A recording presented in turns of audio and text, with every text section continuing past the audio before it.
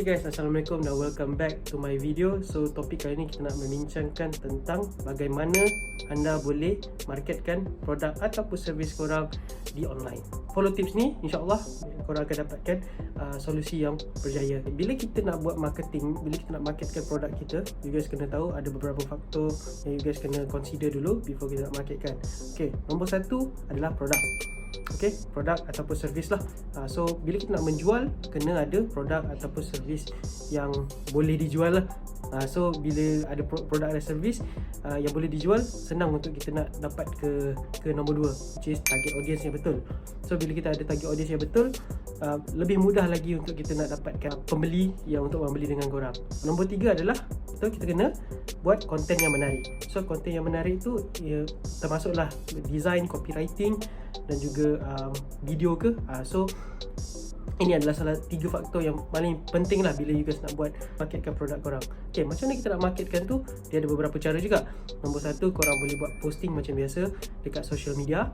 Okay, kenalkan produk korang dekat orang terdekat dulu, kan, dekat kawan-kawan, dekat family. Lepas tu mungkin kalau diorang happy, korang boleh dapatkan feedback dan gunakan balik konten testimonial diorang tu sebagai konten in the future lah. Okay, nombor 2 adalah bila korang dah ada bajet yang lebih, korang boleh menggunakan paid ads. Paid ads ni termasuklah Facebook ads, Instagram ads, TikTok ads, Google ads, semua benda yang ads lah yang berbayar. Paid ads ni iklan yang berbayar. Bila you guys ada bajet yang lebih, kan, nak marketkan kepada orang yang bukan saja kenalan kita saja, you guys nak marketkan lebih kepada orang yang kita panggil stranger lah. Stranger, you guys kena invest sedikit duit korang dekat paid advertising. So paid advertising ni best dia sebab kita boleh letak bajet kita sendiri.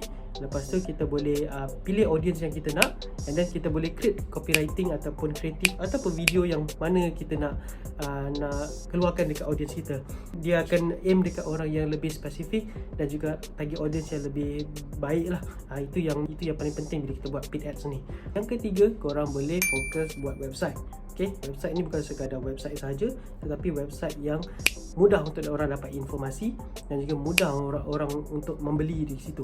Okay, so suggestion saya adalah e-commerce ataupun buat satu website yang mudah untuk orang dapatkan informasi lah. Contoh seperti siapakah customer korang, and then apakah service yang korang offer, dan juga apakah package yang ada. So itu adalah nombor yang ketiga. So paling penting adalah bila kita buat website ni, make sure that website kita ni diguna dengan seeloknya. Jangan buat website sekadar ada saja, kita kena pantau juga website kita.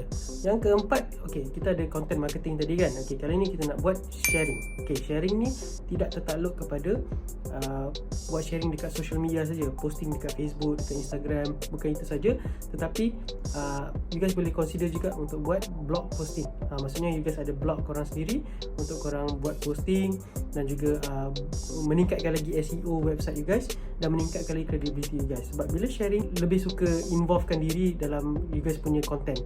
Meaning that kalau benda tu ada kena-mengena dengan diorang, mungkin diorang akan berminat untuk ambil servis korang. Korang kena continue buat sharing. InsyaAllah kalau korang follow tips ni, korang akan dapat marketkan produk ataupun servis korang dengan jayanya. Okay, kalau korang rasa video ni bermanfaat, korang boleh klik subscribe button dan juga korang boleh tekan like kalau korang rasa video ni bermanfaat. Jangan lupa turn on notifications kalau korang tak nak miss video yang saya post. Setiap minggu saya akan ada post.